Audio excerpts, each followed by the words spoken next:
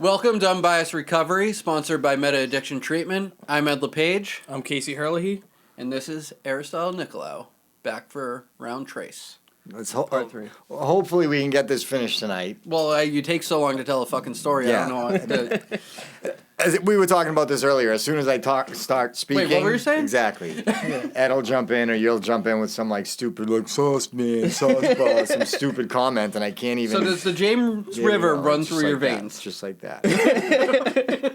Do you know James River? No, I don't know pizza. I don't know anything. Don't know shit. So back to the subject about not knowing shit. No, so you're saying you got 17 years of sobriety on... In 2 days. 2 days. Yep. November... 20th. That's pretty cool. Yeah. Significant.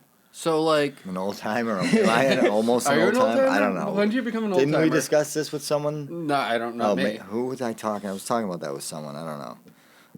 I don't know what that is. When did you become an adult? I'm still waiting. Still waiting. Someone said that, Matt, today. I was bouncing on that stupid thing in the office. And he's like, dude, you're like a child, huh? And I'm like, yep. What are you going to do? You know, meanwhile, I try to, slide on the ground in my house and I hurt my knee. So, we talked about, sort of, your addiction, right? Your entering into recovery, right? So, really, I think what we wanted to touch on a little bit tonight, again, this is, part 3 of a 3-episode series. We haven't exactly decided whether we'll release it, in 3 consecutive weeks or some stuff in between, and you know what I mean? We gotta keep the people wanting for more Ari. Yeah. Gotta keep them entertained. They want the Ari.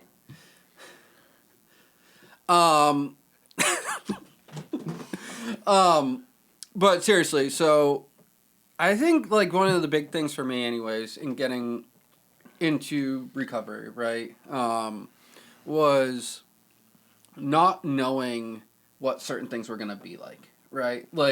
How am I ever going to date somebody again without having a drink? Mm-hmm. Right? How am I going to have any fun? Right. And I think that, over the course of 17 years, or 16.99 years now, you've got a wealth of experience in that regard. So, I guess, can you sort of, give us a brief snapshot into, what your life is like now?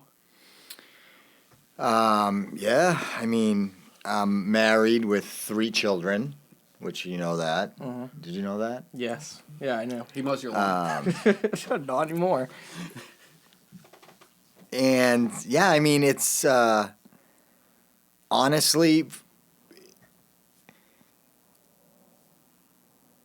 that was a really long pause. Sorry about that. Yeah, I was thinking dead air. I'm just trying to keep the people hooked on there. They're on the line.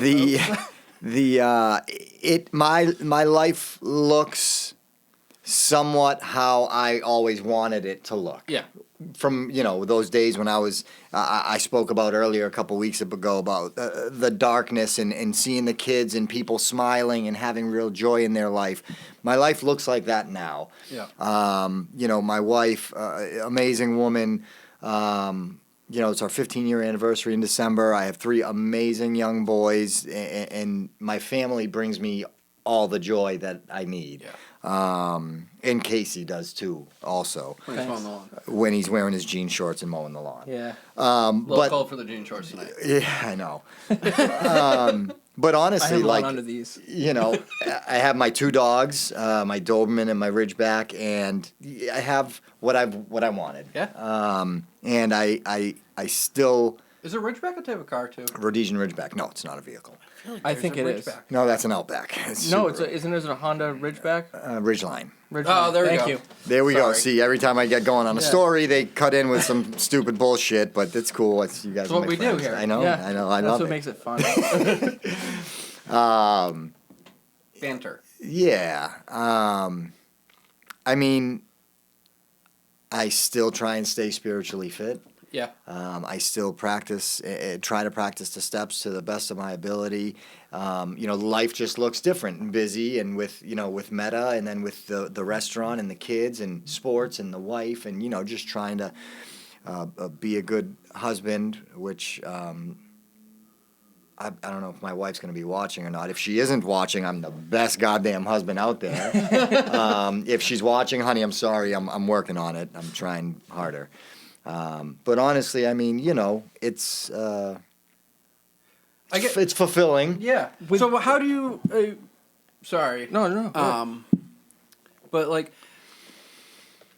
how do you balance your recovery and a full life? Right? Because like, I have my answer.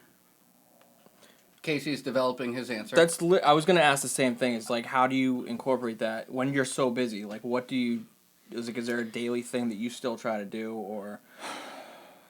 Obviously, the daily prayer in the morning is crucial for me.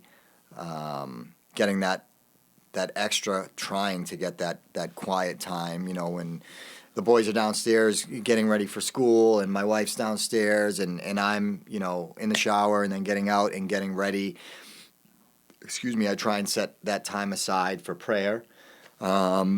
Sometimes I'm doing it while I'm, getting ready for the morning before I go downstairs to see the family. Other times I can sit quietly and really give my attention and focus to God and to the day. And if I don't do that, even still, by the time I get to work in the morning, something's already gone wrong.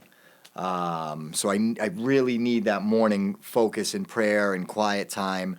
And then Can I interject please, something? please. Because like I'm not gonna be an asshole. No, right? you can do whatever you want. So like for me, right, like what you just said about like something's already gone wrong. To me, it's not necessarily that anything's gone wrong. I'm trying to say gone wrong. Nothing's actually gone any differently than if I hadn't done that. Correct. Right.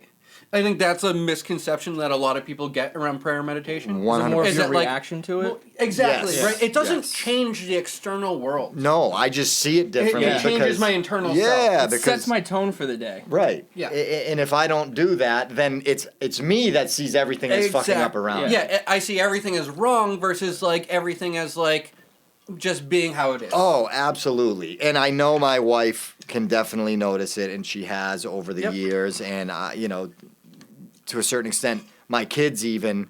Maybe not the little ones, but my oldest might, because he kind of gets it. He doesn't really know what is going on, but he knows I pray and stuff like that. And and it's been like that, and it's always been like that from early on in sobriety, where if you don't give yourself that time to get quiet and to meditate and to pray, and you're going to start your day off on the wrong foot, and it's going to seem like everything's going to shit. Right. But it's really, like you said beautifully, my reaction to everything. Well, I think so. Also, too, to like open up recovery to a broader atmosphere of people that like may not, to our atheists and our agnostic listeners, Sure, right? sure. And because like I always want to take somebody else's experience and be able to relate it to somebody else's, right? Mm-hmm. Is if you're not practicing your program of recovery on a daily basis, Right. whether that's prayer meditation or whether that's a different sort of more, I don't know exactly. It could be more journaling. It could be more like seeing your therapist. It Right. could be more An of early reaching- morning meeting before you go to work. Whatever that is, it helps us to see the world in a different light than Yes. through our what can be very jaded lens. Right. Helps me to stay grounded. Yeah. Absolutely. I had a question that I was thinking about last time, and you were talking about, like when people, start getting better, you can like see it in their eyes, and other people notice it, more before you do. Is there like something that, like, what's like the first thing that you like noticed about yourself, like a change within yourself that you noticed? I was put in a situation where I was going to make amends to someone, and I was purposefully, by someone else, placed in a situation so that I could get high. Mm-hmm. They kind of were doing it On purpose. On purpose. That's and, Yeah. It is what it is, but yeah. Yeah. It's fun. and I didn't. And that was, dude, I was wild. like, I was home for like 2 weeks. So I had like a month and 2 weeks sober. Yeah. And, yeah, and I remember reaching to grab for something, and I came down with a handful of pills, and I'm like, "Are you serious?" Like, that was the first time in sobriety, in the step process, that I was put in that situation. And the first thing I did was I put him back, and my initial thought was, I could take 3 of those, and he'll never know they're gone. Yeah. And then my initial reaction right after that was, no way, that's absolutely crazy. Go sit in the other room and pray.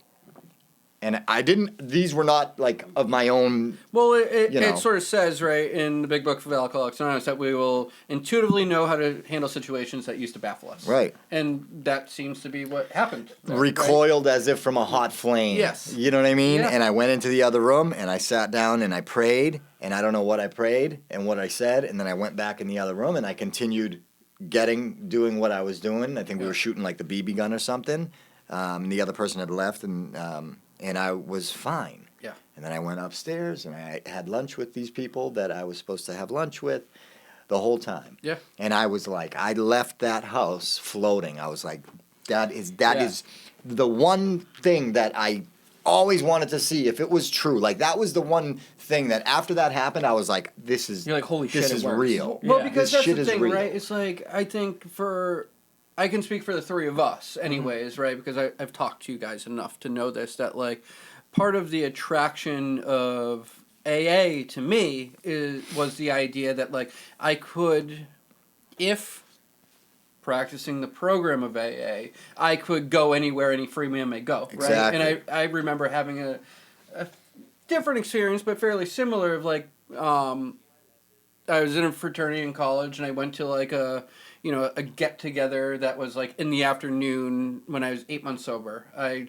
talked to my sponsor. He said it was fine to go because I was like a little, like, iffy. Right. Not that like I thought I would drink. I was just like, you know what, like I think I'm fine, but like, What if I'm not? I should just ask somebody else if I'm fine. Yeah. And they're like, dude, what the fuck, go. Yeah. And so I was like, okay, I can really go. And like this one kid kept asking me if I wanted a drink. Do you want a drink? Do you want a drink?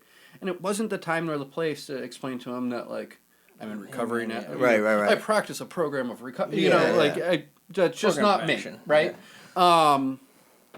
And then finally he came up and like slammed a Budweiser bottle into my stomach and was like, drink this. And I'm like, nah, dude, I'm all set.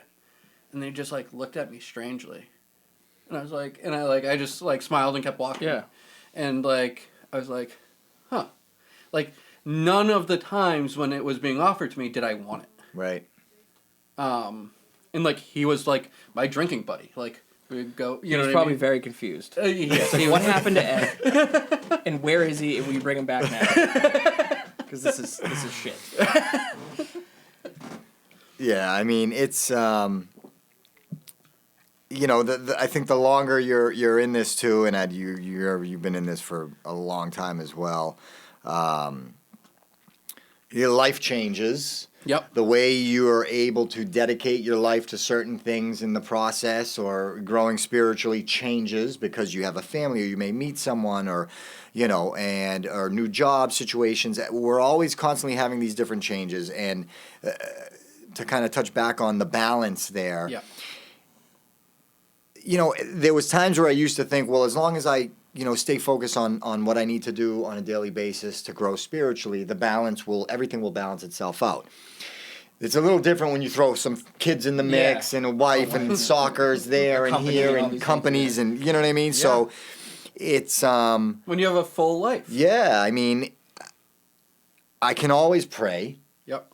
Anytime I'm getting in the car to go somewhere else or here or there, or, and with a wife and kids, especially with the kids, I have more time to try and practice if I'm praying for more patience or more love or more tolerance. That's there all the time with like 3... in the moment? Yeah, man, with 3 psycho little boys who, they're not really psycho. They're awesome to extent, that was a joke. That was a joke. But, you always have the opportunity to constantly be trying to... Like evolve? Yeah, man. And listen, it doesn't always happen. And, I realize after maybe I yell at my kid for not listening after the 10th time I tell him to do something that, okay, maybe I should have approached it a little bit differently or, but there was times, years back where, you know, I think I've made amends to my oldest when he was like 5. Yeah. And it was, you know, it wasn't a like, you know, oh, I'm sorry, buddy. And he didn't understand what the hell I Yeah. was saying, but it's still You like, felt like it was the right thing to do. I was like, listen, buddy, I wronged you. I shouldn't have done this and this. And is there anything I can do to make that right? And he's like, no, Baba. Like, no, what? What do you mean? Barbara. No, Barbara. You know. Bobby, no Bobby. But they don't, you know, you just, you grow and the process changes when your life continues to change and evolve. And like I said, you know. Well, yeah, and I guess, like, so, like, if Casey were to ask me the same question, my sort of answer is that, like, you don't really balance it, right? Like, you just bring your recovery into everything that you do. Try to, yeah. You know what I mean? Like, because, like, and by that, I don't mean that, like, in everything that I'm doing, I'm trying to help another alcoholic, right? But I mean that, like, I need to practice love, tolerance, patience. I need to practice being unselfish, you know, and that is really a practice, right? Very difficult at times, extremely. It's not easy, but, like, as long as I'm doing those things, my recovery is with me. My recovery does not need to solely take place in a situation where I am trying to help another alcoholic. No, correct. Yeah, I mean, it sounds so simple, but one of the biggest things that I've noticed is just like being aware of how my actions may affect someone else. Yeah. You know what I mean? And I try to like bring that into my life and think about it, you know, and like bring God into every aspect of my life, not the things that are easy or the things I want. It's like in the real like dark places that I don't even want to admit to myself, you know, things like that. You look like a real podcaster today. Yeah? Yeah, with the hoodie and the flat brim. No Yeezys. jorts. Yeah. Some feezies. No, these aren't fake. They're not fake. The big bucks. No, I'm not. With the tattoo. I know. You know, maybe a Moto X. When's the last time you got a tattoo? Oh, not that long ago, right? September. Yeah. My wife and I've been itching. I told her last night too. I'm like, honey, you should go get your second tattoo, like, cause we have it planned out. But she's like, no. I'm like, okay. What were you like? Okay. Yeah. All right. Fair enough. All right. I feel like. Are you gonna get married? Like ever? Yeah. Yeah. Okay. Absolutely. Why wouldn't I? Because no one would want to spend their life with me. No. I would if I was a woman. Thanks, man. That's what a compliment. Yeah. You know, just So. forget it. We'll talk later. I'm kidding. Go ahead. I don't know. Where were we going? So I mean. Yeah, bring us back. All right. I'll bring you back. Back in for us, brother. You hooked them. You know. It's difficult. Staying sober is not difficult. Yeah. Staying sober, not drinking, doesn't need not to be getting difficult. high. No, yes, and it shouldn't be. Right. I'm lucky and I'm grateful forever that I don't have to worry about that. As long as I'm doing everything else I need to do to stay spiritually fit, I can focus on the other things that might be a little out of balance. I know I'm not spending enough time with this person or my kid or my wife, and honey, I love you. I know we haven't gone out for dinner in like friggin' a year and a half, and I'm working on it. I promise. COVID, not really, but we need a date night. But you know, you realize what needs the attention and you try to go to it, whether it's a specific one of my kids or, you know, at one of the jobs or the wife or my spiritual life or, you know, like I know right now, okay, crap, I need to contact a specific person that, you know, reached out to me over the weekend that I got to call him back and I got to see how he's doing and check in on him and where he's at with his inventory and like, you know, you do what you can do. And you continue to try and grow. There are periods where I know I've personally felt stunted in the step process or in my spiritual growth, maybe because I'm not focusing enough on it. Yep. And that's kind of what happens. Is something kind of shakes me up and I'm like, oh shit, what am I doing? I need to focus back on this again. You know, put a little bit more time and effort in that, and then I can reevaluate the other situations, and I'm able to go at it with a better mindset after some meditation or some prayer, and So you run a bi-weekly family meeting now. correct. Not bi-weekly, bi-monthly. Yes, Yes. every other week. Yeah. Yeah, just say it like that. That would be bi-weekly. Bi-weekly. I get It's okay. every other week. There you go. And it's open to any family member of someone suffering from addiction, right? Absolutely. Whether, and I suppose any family member that has even experienced that, right? Because I think one of the most beautiful things is, not just a addict in recovery helping an addict try to get into a recovery, but a family member that has gone through that agony and them helping a family member that's in the midst of that agony. Right. What draws you to that? It's just something I've always loved, and I just remember my mom had the support of her sisters and and her husband and my some of my uncles and cousins and family members, but there was no one really there to say this is maybe like a doctor of hers, an old doctor she contacted, but and I know the pain and torture I put my mother through, my sisters through, my father through, even though he's more of a wouldn't really show it. So when I got sober, I was in the process. We started a meeting in Lynn, and then myself and another buddy decided to. We went and spoke at I think it was like the second or third ever Learn to Cope meeting, and I met Joanne Peterson. Hi, Joanne, you were a rock star. And while I was there, I just kind of threw it out there. Myself and the other my other buddy that I was with, we were like, listen, if there's anyone out there, any family members here that want to try and get introduced to the 12 steps, we'd be more than happy to offer that to you.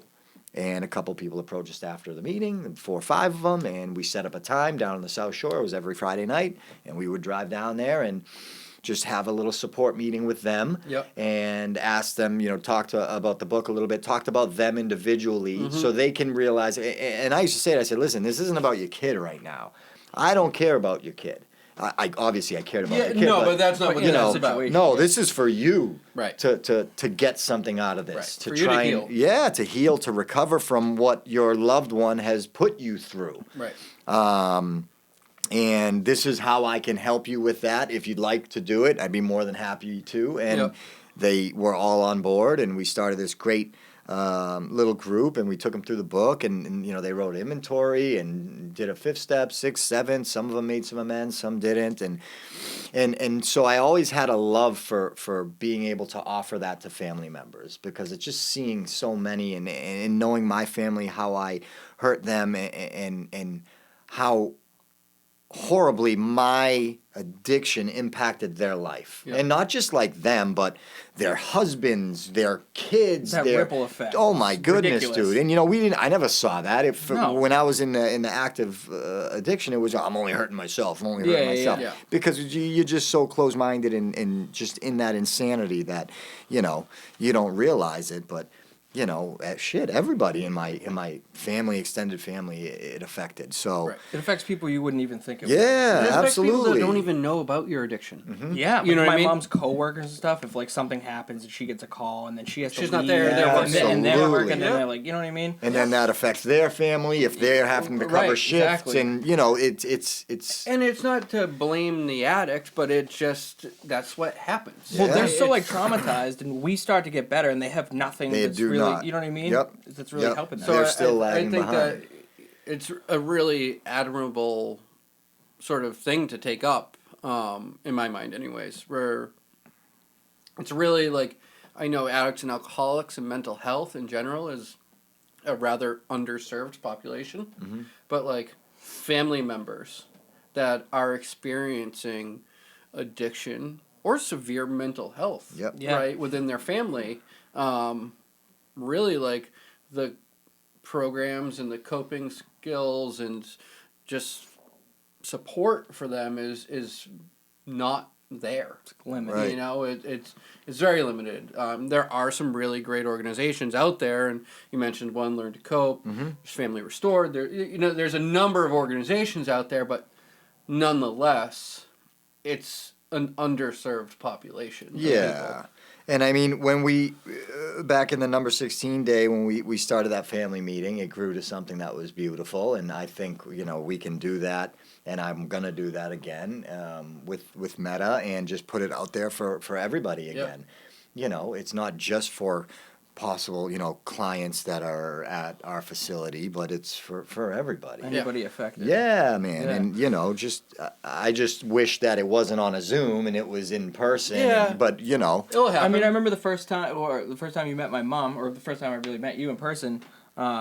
You told her about the meeting and gave her your number and stuff, and she had no idea about that, and she ended up going to a few meetings and stuff. And I don't know if she's been in a while, but it definitely helped her a lot. Setting boundaries and Yeah. just kind of and ultimately helped you, right? Absolutely. Yeah. Of course. I think it's one of those things too where, like, especially if the person that's suffering from the addiction is going to be returning to the same environment. I mean, we can argue this, but like, the environmental causes do have an impact on somebody's ability to stay sober, to remain in recovery, right? So like, taking somebody out of an environment, changing things within them, and throwing them back into that same exact environment without anything ever changing there, like, it's not necessarily the best recipe for success, right? But if those people that are in that environment can, learn about addiction, can learn about themselves, then like, that can become an entirely new environment where that person goes back to. Well, yeah, and I mean, the idea in the big book, it talked about that as well, like having, a prayer, kind of like prayers with your family. Yeah, the family afterwards. Yeah, I mean, and what the whole family can do to heal a little bit and to be able to move spiritually and grow spiritually and become spiritual if they wanted to be. And then if the person that had the problem relapses or falls off, they have the tools to deal with not only that, but also to continue growing spiritually. Right. It's not going to For affect them themselves. the same way. Yeah, absolutely. They can still be okay. Yeah, man. And seeing that in a parent, there's just nothing greater than that. And a lot of the people, and you've done the meetings too with us back in the day. And, some of my closest friends now I met through their moms. At like the meetings back in the day, you know what I mean, and now their sons are, they're my closest friends, and so it's great, and yeah, man, it's something I love doing. Obviously, helping people in general, but that specifically, and just being able to offer some of that to. So when is that? I know we said So it's bi-weekly, but Monday nights from 7 to 8:30. which Mondays of the month? So it will be, I don't know, it's going to be next Monday. Okay, but this isn't going to be airing in that. Okay, so. So like if somebody were to like mark their calendar, right, it would be, what is that, the second and fourth Monday of the month? Yes, except for I believe we're on the 28th. We're not going to have one. 28th of December. Oh, right. There won't be one, but it's still going to be. Yeah. Okay. So the second and fourth, generally speaking, second and fourth. You can find it on Facebook. It'll be put out there. And direct message me for the login and password information on Facebook. We're going to be posting that. Not specific to anybody's loved one, but specific to, helping the family heal. Yeah, absolutely. And just Q&A. I love doing that stuff too. And just, I know you loved our questions. Yeah. Anyway, trying to help. And I'm hoping it's pretty good and we can reach some people. So. Awesome, man. Yeah. Well, thanks for coming in. Yo, thank you for having me on. I think we finally wrapped up. That's took a while. You said anytime. Well, 3 weeks in a row now. Listen, so, you guys keep calling you on Wednesdays. Yeah. You guys actually let me talk tonight. It's pretty nice. Yeah. Casey, you weren't busting my balls that much. Good job, buddy. Thank you. Did Ed tell you not to? No. Oh, okay. No. Ed would never say that. Well, he encourages it. Thank you for listening, and we'll be back next week. Thanks, everybody.